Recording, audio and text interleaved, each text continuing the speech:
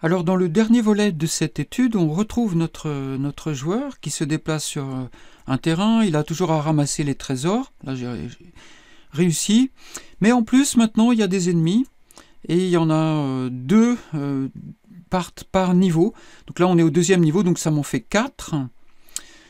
Voilà, donc je vais essayer de trouver le... Alors les ennemis, si jamais on est touché par un ennemi, la partie se prend fin. Je vais voir si c'est le premier, parfait, j'ai de la chance. Les ennemis ont les mêmes problèmes quand ils sont sur des terrains, quand ils passent par exemple dans l'eau ou dans le feu, ils sont ralentis. Alors là, on peut justement jouer sur le scénario, on peut prendre des décisions, voilà, soit au contraire, ça peut les favoriser, ça dépend du type d'ennemi.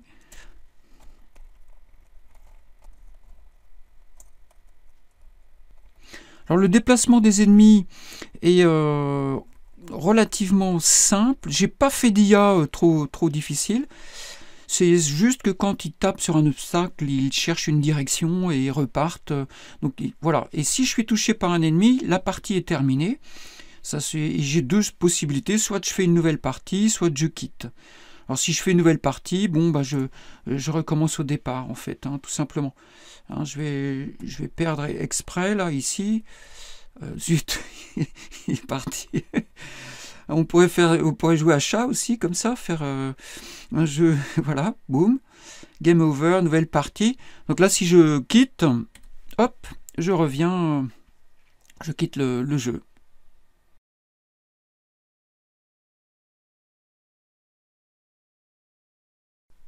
La différence par rapport aux versions précédentes, ce sont les ennemis.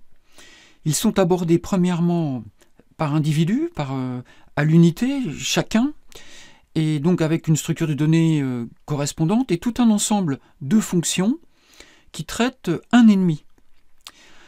Mais j'ai un ensemble, donc ensuite je vais avoir une structure de données pour constituer un ensemble d'ennemis, et même un ensemble, donc ça ce sera mon ensemble d'ennemis, et là j'aurai un ensemble d'ensembles pour chacun des niveaux, c'est-à-dire chaque niveau aura son propre ensemble d'ennemis. Alors j'aurais pu d'ailleurs intégrer chaque ensemble d'ennemis, c'est-à-dire cette structure-là en fait, hein, qui contient un tableau d'ennemis à l'unité, enfin donc c'est un tableau d'ennemis sans S ici, avec le nombre d'ennemis effectivement contenus dans le tableau. Ça j'aurais pu l'intégrer dans le niveau, comme je l'ai fait pour les trésors. Mais en fait, c'était mieux de faire comme cela parce que ça faisait moins de... Sinon, tout se retrouvait dans le niveau et ça n'avait pas tellement de... Le code n'était pas suffisamment bien... Enfin, c'était moins bien. Enfin, pour moi, à mon avis, c'était moins bon. Donc, j'ai fait plutôt comme ça. Et du coup, ensuite, j'ai très peu d'interaction avec le reste du programme. C'est assez intéressant. Donc c'est vraiment plaqué contre le programme. C'est un gros module qui vient enrichir le programme, mais qui est très facilement détachable et éventuellement même aménageable. Donc il y a peu d'interactions. Comme interaction, je vais avoir celle-là, hein, c'est-à-dire que je vais avoir à un moment donné besoin de récupérer le joueur, ce qui va faire appel à une seule fonction nouvelle pour le joueur et une seule modification pour tout ce qui concerne le joueur. C'est cette fonction qui me permet de récupérer un pointeur sur le joueur du point de vue des ennemis, ce qui permettra de voir s'il y a ou pas interaction avec le joueur.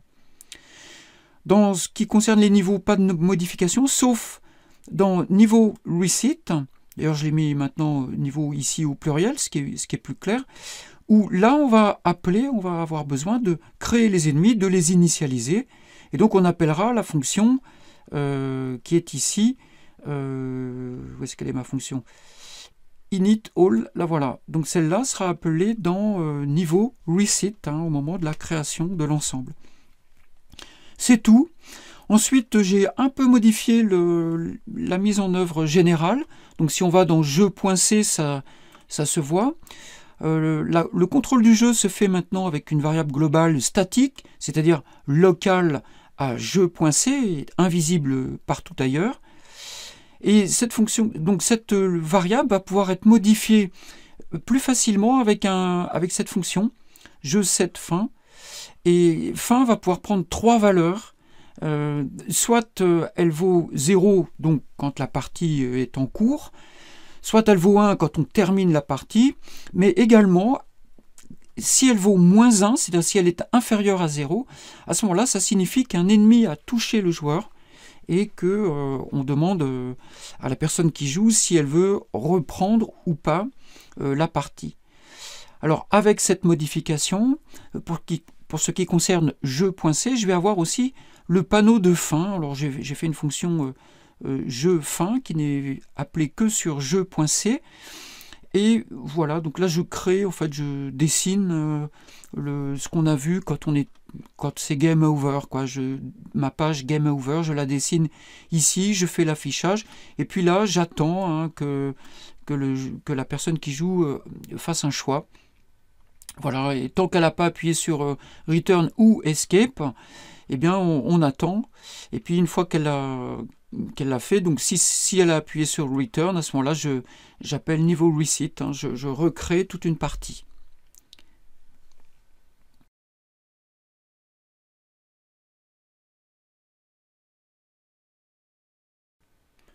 La première chose, c'est d'avoir un ennemi seul, donc qui va être défini avec une structure.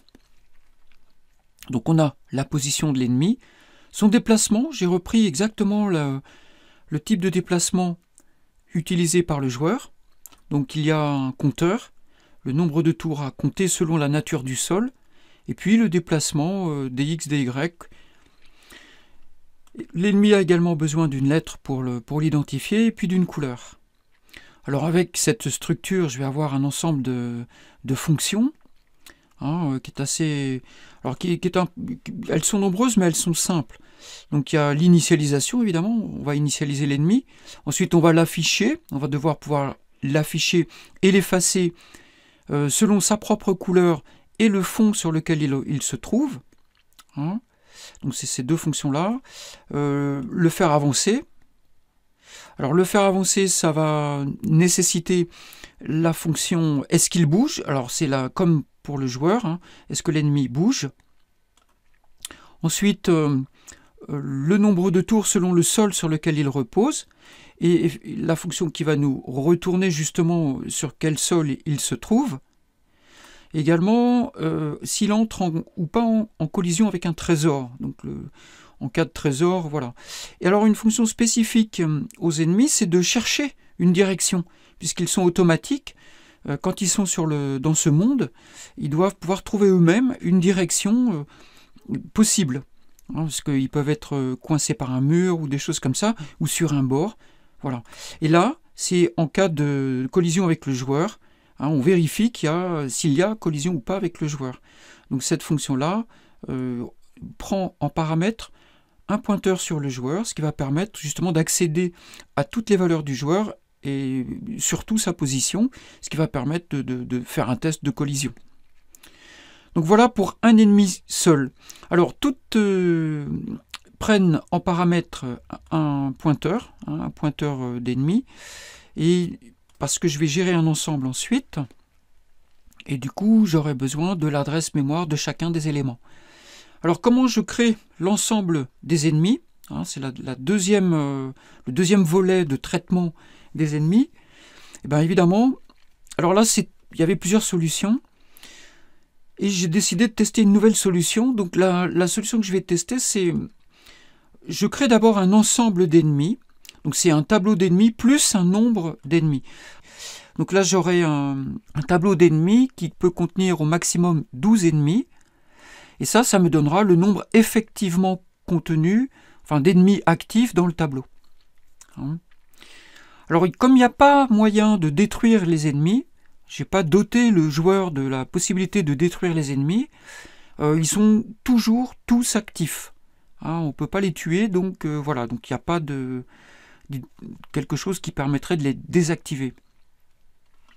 Et puis ensuite, une fois que j'ai ça, donc ça c'est mon tableau d'ennemis, pour un niveau, pour tous les niveaux, j'ai fait un tableau, deux tableaux, en gros, c'est ça, ennemi, comme ça, en majuscule, c'est un tableau de niveau max, ennemi avec un S, c'est-à-dire tableau d'ennemis, au singulier.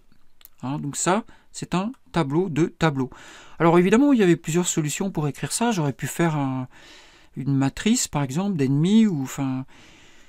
Mais cette solution-là est pas mal du tout. Hein, elle est vraiment pas mal du tout. Hein. Alors, le traitement, pour ce qui concerne le traitement de l'ensemble des ennemis, il n'y a pas grand-chose. Hein. Qu'est-ce que j'ai à faire? Les initialiser tous. Ça veut dire que je parcours en fait la totalité de mes ennemis et j'appelle pour chacun d'entre eux la fonction ennemi init, tout simplement. Ça, c'est la première chose. La deuxième chose importante, c'est les faire avancer. Donc pareil, je parcours la totalité des ennemis d'un niveau et à ce moment-là, je les fais avancer en appelant pour chacun la fonction ennemi avance. La fonction ennemi get me permet de récupérer l'adresse mémoire d'un ennemi à partir de son indice, passé ici, dans ce tableau-là, en fonction du niveau où je me trouve. Alors c'est très important parce que récupérant un ennemi étoile, je vais pouvoir appeler pour chaque ennemi tout cet ensemble de fonctions, en fait, hein, puisque toutes prennent en paramètre l'adresse mémoire de l'ennemi concerné. Donc voilà pour la structure de données qui concerne un ennemi seul, un ensemble d'ennemis pour un niveau et l'ensemble des ennemis pour tous les niveaux.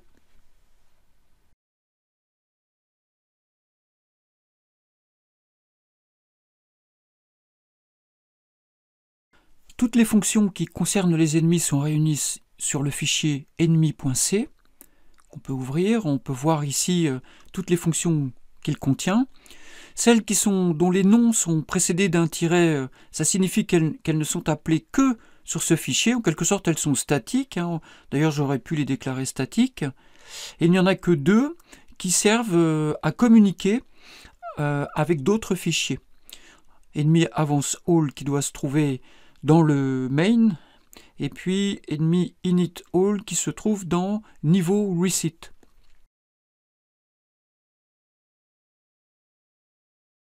Pour commencer, celle qui nous intéresse consiste à initialiser un ennemi, donc la fonction ennemi init. Alors cette fonction prend en paramètre un pointeur d'ennemi, c'est-à-dire qu'il s'agit d'une entrée et d'une sortie. On pourra modifier dans le corps de la fonction l'ennemi entrée, dont on aura l'adresse mémoire dans la fonction. Premièrement, on va chercher une position sur du rien. Alors je prends un X, je l'initialise au hasard, un Y pareil, et c'est le même algorithme que pour le joueur. On va chercher une position sur rien, c'est-à-dire on présuppose qu'il est par exemple sur un mur, mais c'est peut-être pas le cas, hein, mais peut-être il est sur un mur. Dans ce cas-là, tant qu'il est sur ce mur, eh bien on avance soit à l'horizontale, soit à la verticale. Ça on le décide au hasard, en tirant à pile ou face. Et tant qu'on est sur quelque chose d'autre que du rien, hein, c'est-à-dire tant que la position est supérieure à rien, donc on est sur un mur ou sur un bord, à ce moment-là, on fait ça. Hein. Une fois que le test sera faux, on sera donc sur du rien. À ce moment-là, on récupère la position obtenue pour l'ennemi E. On met le compte à 0, le nombre de tours à 1, puisqu'il est sur du rien, donc il avancera à chaque tour de 1 pas, et le pas est sur 1 également. La couleur est blanche, et la lettre utilisée sera le 2.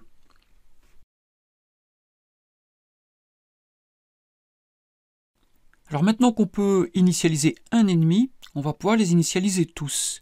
C'est le rôle de la fonction ennemi init all. Alors c'est très simple, au départ on en a au moins 2, au premier niveau il y en a 2, et on va progresser de 2 en 2, c'est-à-dire au deuxième j'en ai 4, au troisième j'en ai 6, et au quatrième j'en ai 8. Alors, ce qui se passe, donc ça va me servir à parcourir, donc ça correspond au niveau, donc au départ niveau égale 0, niveau inférieur à niveau max, niveau plus, ça c'est normal. Alors je signale là, pour le coup c'est intéressant de pouvoir faire ça, hein, je mets une virgule et je fais 2 incrémentations ici. Et la deuxième incrémentation de NB va me permettre va correspondre au nombre d'ennemis pour chacun des niveaux. Hein, donc ça, selon le niveau, par exemple là je serai au premier niveau, c'est-à-dire le niveau 0, donc ennemi de 0.nb égale 2, hein, puisque c'est l'initialisation de départ. Alors pour ce niveau-là, ben, je parcours cette fois-ci chaque ennemi de ce niveau, avec une boucle donc for i égale 0, i inférieur à ennemi du niveau .nb et i++. Et qu'est-ce que je fais à chaque fois? Ben, j'appelle tout simplement la fonction ennemi init en lui passant l'adresse de l'ennemi concerné. Alors je l'écris comme ça, donc c'est adresse de ennemi niveau. Hein, donc là, par exemple, si c'est au début, ce sera 0, point ennemi i. Hein, donc voilà, donc au début aussi, ça sera le 0 qui est ici. Voilà. Donc ensuite, il va le faire pour le second. Et puis, la boucle sera fausse, on sera arrivé au bout de ça. Et à partir de ce moment-là, on vient ici, on incrémente, on passe au niveau suivant, donc le niveau 1. Ensuite, nb plus égale 2, donc nb égale à ce moment-là 4. Je le récupère ici, je récupère le nombre ici, et je reparcours, et je recommence la même chose avec le niveau suivant et le nombre d'ennemis correspondant. Alors cette fonction est appelée tout simplement une seule fois, en réalité, dans la fonction niveau reset. Hein, on peut aller, donc c'est sur niveau.c. Voilà, et elle est appelée ici ennemi init all. Et c'est tout. Hein, donc inutile de courir partout pour débugger, on sait où c'est.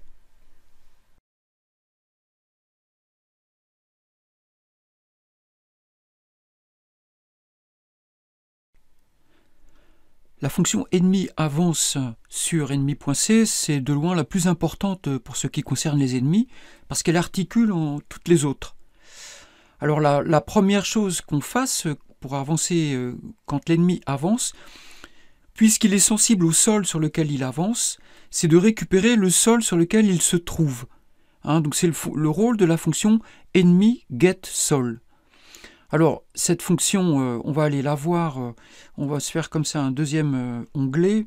Donc, ennemi get sol, elle est très simple. C'est juste un return du niveau, de tableau niv, niveau num, donc le niveau courant, pointer à la position yx, hein, qui est passé ici. Donc voilà, ça me permet de récupérer, c'est-à-dire que c'est plus clair, enfin c'est plus peut-être plus facile à lire et que cette expression-là. Donc voilà, donc là je récupère la valeur de sol. À partir de quoi je vais pouvoir actualiser le nombre de tours, c'est-à-dire sa façon de se déplacer. Est-ce qu'il avance d'un pas à chaque tour ou bien faut-il qu'il attende un tour ou deux avant de pouvoir avancer? Donc actualise NB tour, on va la visualiser rapidement. C'est la même, en fait, c'est le même principe que celle du joueur. Hein. J'ai repris les algorithmes du joueur, sauf qu'elle doit pouvoir fonctionner pour tous les ennemis. Donc je passe en paramètre un ennemi, le fond sur lequel il se trouve, et selon le fond, je vais actualiser le nombre de tours qu'il doit attendre. Alors s'il est sur du rien, c'est un tour. S'il est sur de l'eau, c'est 2 tours. S'il est sur du feu, ça sera 3 tours. S'il est sur du marais, ce sera 4 tours. Une fois que j'ai fait ça, maintenant je vais pouvoir savoir s'il bouge ou pas. Donc c'est le rôle de la fonction ennemi bouge. On va aller la voir. Donc ennemi bouge. Donc là voilà, donc c'est comme pour le joueur. Donc je passe un ennemi ici. Par défaut, il ne bouge pas. Et on compte. Alors donc j'incrémente le compteur de 1. Et si le compteur arrive au nombre de tours, à ce moment-là, je remets le compteur à 0 et je renvoie true. Donc voilà, donc je reviens à la fonction. Ici, donc ici, est-ce qu'il bouge ou pas? Une fois que je sais ça, si jamais il bouge, à ce moment-là, j'appelle, c'est là que je vais voir s'il fait une collision avec le joueur ou pas. Donc pour cet ennemi E, donc la fonction ennemi get joueur, elle prend en paramètre l'ennemi concerné, l'ennemi courant, et le joueur get. Joueur get, je rappelle, c'est sur joueur.c, et on retourne tout simplement l'adresse de cette variable statique joueur, ce qui va nous permettre d'accéder à toutes les caractéristiques du joueur ailleurs. Hein. Alors je reviens là, et à ce moment-là, je passe donc l'adresse du joueur ici. La voilà. Donc c'est très simple. Je regarde s'il y a correspondance entre les coordonnées de l'ennemi et les coordonnées du joueur. C'est-à-dire que si E flèche X égale joueur flèche X, et pareil pour les Y, E flèche Y égale joueur flèche Y, ou bien également après déplacement. Hein, c'est-à-dire que si en se déplaçant, le joueur E égale à la position du joueur, à ce moment-là, hein, c'est pareil ici pour les Y, à ce moment-là, eh bien, je mets le jeu à fin avec -1. Alors je rappelle que cette fonction jeu set fin se trouve sur jeu.c ici, et ça permet de contrôler la boucle ici. Donc si c'est -1, c'est-à-dire si if, dans ce if là, si ça c'est vrai, à ce moment-là, j'enverrai la fonction jeu fin qu'on verra plus tard, c'est-à-dire en fait le game over. Hein. Alors je reviens ici sur ennemi. Donc là, ici, on aura peut-être un game over ou pas. En tout cas, si on ne l'a pas, à ce moment-là, on continue d'avance sur l'avancement. Donc à ce moment-là, je prends la future position possible de l'ennemi. Hein, donc c'est E flèche X plus E flèche DX, sont pas d'avancement. Je le récupère dans POSX, POSY, et je vais faire une série de tests. Alors premièrement, est-ce que l'ennemi reste dans la matrice? Hein, donc c'est POSX supérieur ou égal à 0 et POSX inférieur à TX. Pareil pour les Y, POSY supérieur ou égal à 0 et POSY inférieur à TY. Donc si ça c'est vrai, ça veut dire qu'il reste dans la matrice. Alors à ce moment-là, à ces positions-là, je prends la nouvelle valeur de sol en réutilisant la fonction getSol. Et si le nouveau sol est différent de bord et s'il est différent de mur, hein, mais également s'il est différent d'un trésor, d'un éventuel trésor, hein, qui pourrait être là. Donc là, il y a la fonction getTrésor. On va aller voir. Donc je passe la position, ici ça correspond à la position de l'ennemi. Et on va faire une vérification pour voir. On passe en revue tous les trésors et on regarde s'il y a coïncidence entre cette position, hein, donc POSX, et la position d'un trésor dans la liste des trésors. Hein, donc du coup, la fonction, ça sera celle-là. Donc au départ, le résultat est à false, donc il ne trouve pas de trésor. Je passe en revue, donc avec un for, l'ensemble des trésors, donc i égale 0, i inférieur à niv de niveau num, c'est-à-dire le niveau courant, point nb trésor, hein, le nombre de trésors sur ce niveau, i++, donc là, i, ça sera chacun des trésors. Je récupère un pointeur sur le trésor courant, ça va me simplifier l'écriture, plutôt que d'avoir à écrire tout ça, trésor de i avec les crochets. Donc plutôt, je préfère récupérer un pointeur. Donc je rappelle que ça, c'est l'adresse de début du tableau des trésors, hein, plus i, ça me déplace en mémoire de i fois size of trésor. Hein. Voilà, donc cet ensemble-là, c'est une adresse mémoire, c'est l'adresse du trésor i dans le tableau trésor. Voilà, donc si ce trésor est actif, première condition, et s'il y a coïncidence entre la position du trésor et la position de l'ennemi, à ce moment-là, ça veut dire qu'il a trouvé, il est sur un trésor. Donc je retourne true. Alors je reprends l'ensemble du test dans la fonction avance de l'ennemi ici. Si on n'est pas sur un bord, et si on n'est pas sur un mur, et si on n'est pas non plus sur un trésor, si on n'arrive pas sur un trésor, dans ce cas-là, eh bien, on efface l'ennemi à sa position courante, hein, donc l'ennemi E, là, je l'efface. Donc la fonction d'effacement, elle est assez simple. La voilà. Bon, je passe l'ennemi. La couleur de fond, parce qu'il peut se trouver sur de l'eau, sur du marais ou dans le feu. Et puis, à la position avec le décalage en X et en Y, j'affiche un espace de la couleur de fond. Hein, comme ça, j'écrase en fait le petit personnage ennemi, comme ça. Voilà, je l'efface. Là, ensuite, je récupère la nouvelle position et je l'affiche à sa nouvelle position en récupérant pareillement l'ennemi et la couleur de fond sur laquelle il se trouve. Hein, donc la couleur d'affichage. Alors la fonction d'affichage, c'est très proche de la fonction d'effacement. Je passe l'ennemi, la couleur de fond. Sauf que la seule différence, on prend bien la position, donc ça c'est pareil, mais c'est la lettre. Hein. Là je prends la lettre. Et puis ici, j'ai la couleur de fond plus la couleur de la lettre.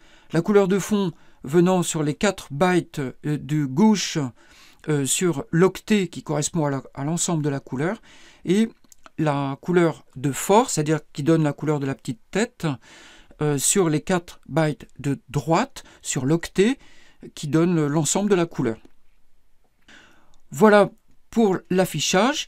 Et maintenant, la fonction la plus importante, c'est celle-là. C'est celle qui permet à l'ennemi de trouver une direction parce que l'ennemi se pilote automatiquement tout seul.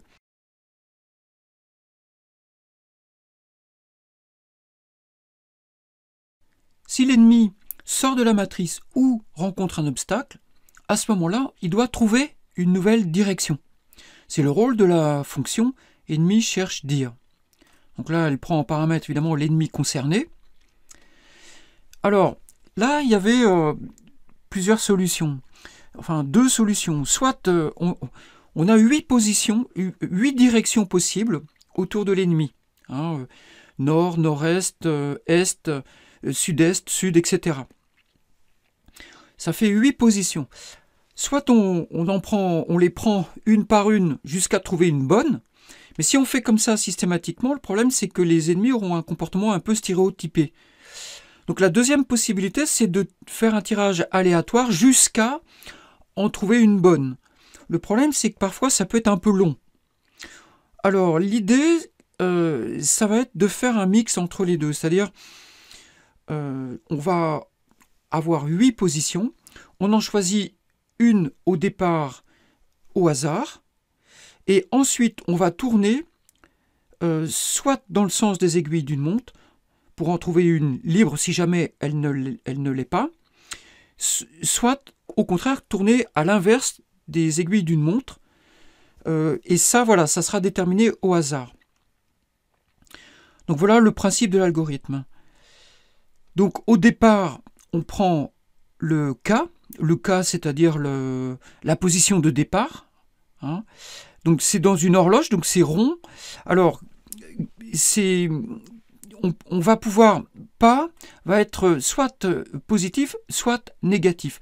Et je vais l'initialiser ici, sur cette ligne-là. Hein.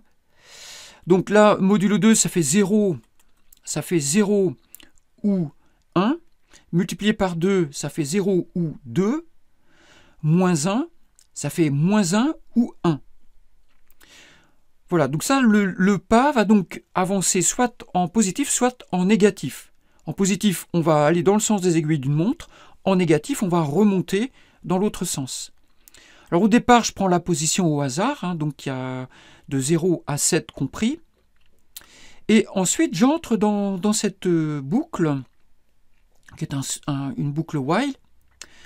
Et premièrement, alors j'avance d'un pas. Hein, je prends la suivante, je ne prends pas tout de suite la première, mais celle que j'avais ici.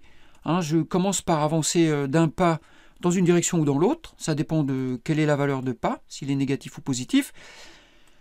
Je fais un switch. Alors admettons qu'on soit sur le nord. Dans ce cas-là, je prends la nature de sol sur laquelle arriverait l'ennemi. C'est-à-dire que si je monte au nord, ça fait Y moins 1 ici. Hein. Si c'est différent de bord et si c'est différent de mur, c'est bon, je prends cette direction. Hein, et je mets fin à trou. J'ai terminé, j'ai trouvé une direction. Voilà, si je n'ai pas trouvé de direction, c'est-à-dire que si ici, le test est faux, dans ce cas-là, alors je passe tous les cases, ce seront la même chose pour chaque direction, j'incrémente compte de 1, et au départ compte vaut 0. Et je regarde ici, est-ce que c'est fini et est-ce que compte est toujours inférieur à 8? Alors, fin est initialisé au départ à false, hein, et il sera mis à vrai quand j'aurai trouvé un case vrai. C'est un petit peu bricolage, mais bon, c'est assez... c'est efficace, quoi, parce qu'on ne reconnaît pas...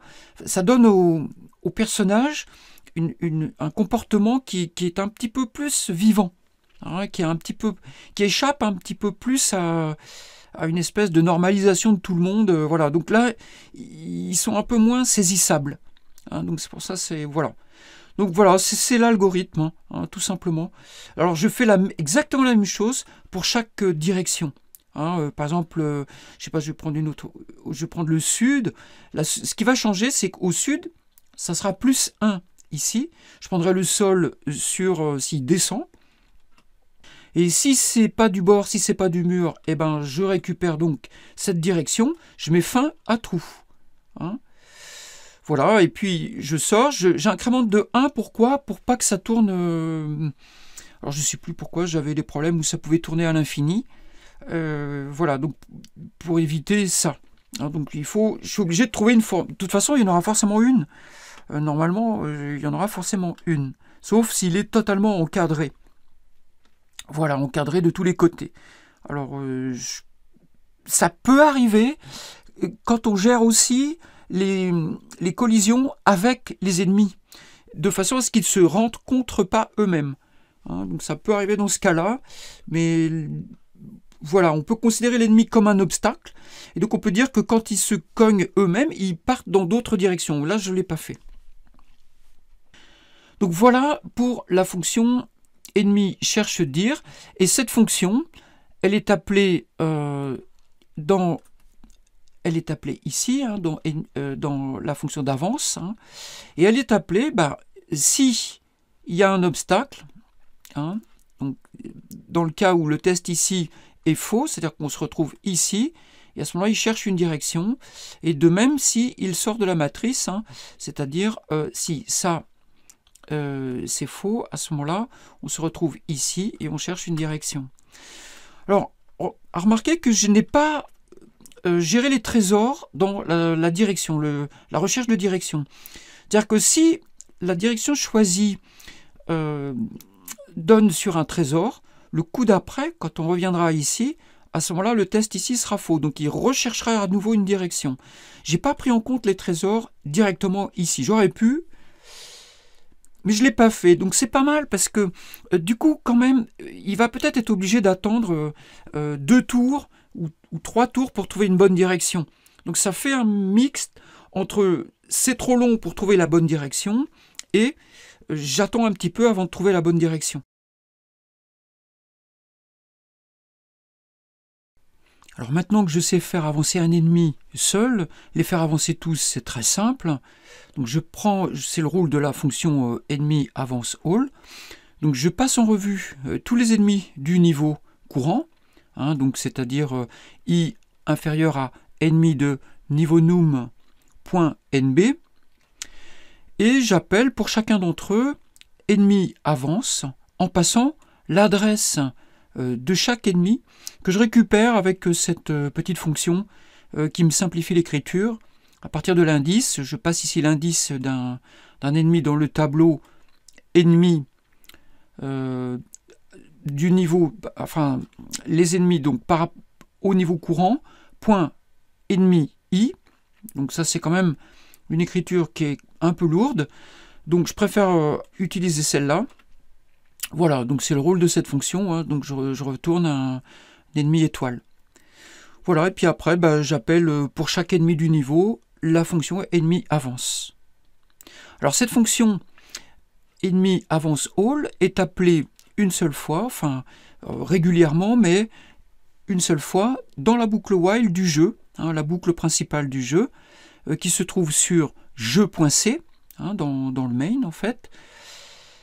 Voilà, donc tant que c'est pas fini, alors c'est un topage, hein, c'est-à-dire, ça c'est dans la bibliothèque des outils, c'est tous les 100 millisecondes à peu près, on envoie un signal, donc on envoie 1, on retourne 1, de façon à pouvoir appeler, sinon ça va beaucoup trop vite. Hein, voilà, donc ça permet de topper un peu, de séquencer le temps. Et on l'appelle ici, on l'appelle nulle part ailleurs.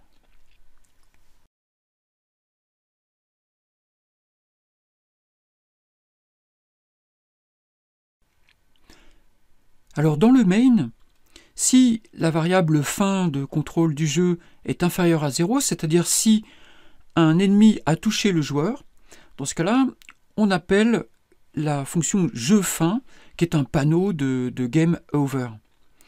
Alors cette fonction, la voilà, elle est en fait très simple.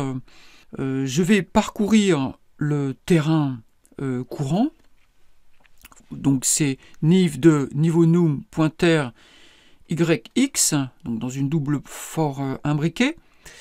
Quel que soit le type de sol, de toute façon la couleur sera noire, la lettre sera un espace.